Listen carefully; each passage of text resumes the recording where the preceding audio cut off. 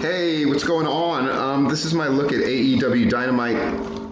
Overall, very great show. That's the good news. The bad news is apparently 3 different people got hurt, and after seeing the show, I completely believe that those 3 people are hurt. A couple of them probably badly so. So that's definitely a big negative on that. But AEW, their openings of their shows get better and better. They seem to incorporate different elements that they've tried out and have worked and now have combined them. So we opened with a Lance versus Cody vignette, an Inner Circle versus the Elite vignette, and then Jon Moxley versus the Dark Order.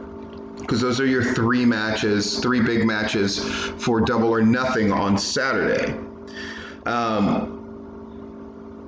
And, you know, as we open the show big with a little bit of music thing, and the first thing you notice about AEW, where I think they've successfully separated themselves from NXT, is it's a colorful show. It's an energetic show, and a show that appears to be filled with joy.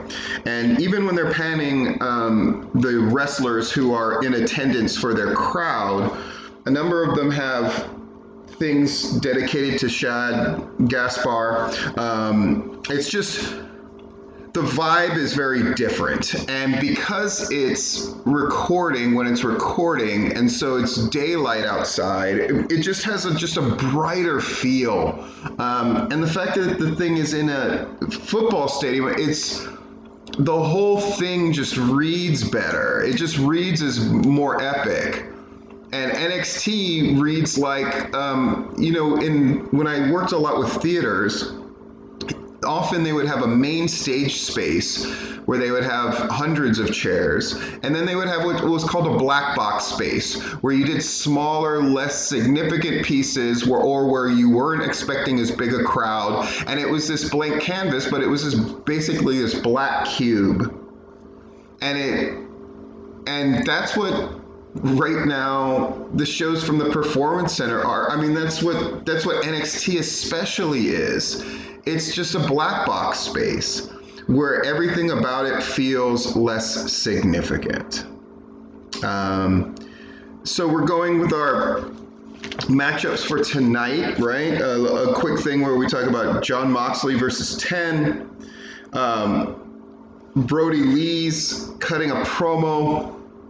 We're going to open with Jon Moxley versus 10, which I think is a smart move, honestly. And Brody Lee's cutting, this is the best promo that he's cut since he's been in AEW. And I'm getting his look as his beard sort of fleshes out more and gets a little wilder, but his hair's pulled back. And he's doing this new thing where he's like, look into my eyes. I get it, it's Rasputin. And he's going like Rasputin as a corporate raider kind of feel. I get it. And some of the guys are masked to his side, and a couple are unmasked. And his promo's very simple. His charge to 10 is to not try to win, because again, I think it's smart.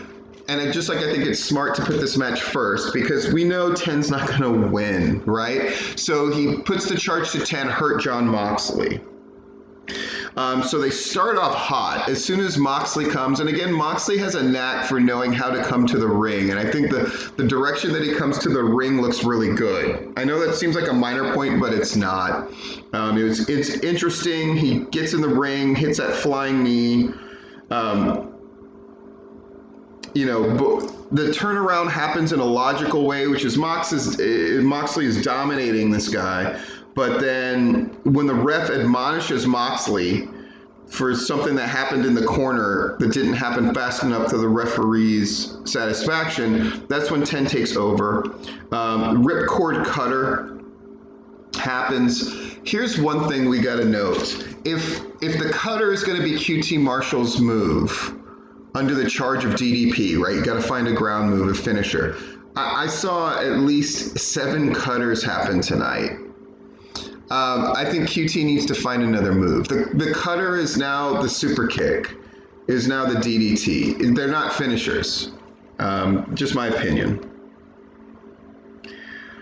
At one point, Moxley does like a quick boot to the stomach and a quick DDT, and I think to myself, isn't a DDT variation his finisher? It seems weird to do a DDT and then do a DDT for your finisher.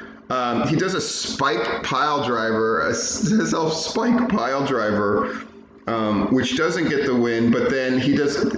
I see that he has sort of modified his, where he double underhooks the DDT. Instead of doing it like Future Shock style or whatever, he lifts it and then drops him right on the top of his head. A lot of dropping on the top of the head in this show between this and Sammy Guevara. And again, in light of the injuries that are piling up for NXT and especially AEW, man, I hope guys are careful, man. That's all I gotta say. I also noted that because they're doing, AEW's doing their shows where they're doing them, the screen behind them is enormous, and it's like a wall, and they are using it to the best effect. They have the AEW logo up there, and again, it's small things, but it makes the show feel spacious. You can breathe. It's open. It's not this black box space. I cannot emphasize how important that is for this idea that our show is bigger in scope. Very smart. Then we do a little business here at the end where Moxley gives 10 seconds to give back the title, and he's put a chair on the arm of 10. And after a couple of seconds, which I really liked, instead of waiting it to count all the way down, here they come on the screen to go, we're leaving. Basically, go ahead and break his arm, so he breaks his arm. Cold-blooded. And that is, and that's our first kind of segment analysis.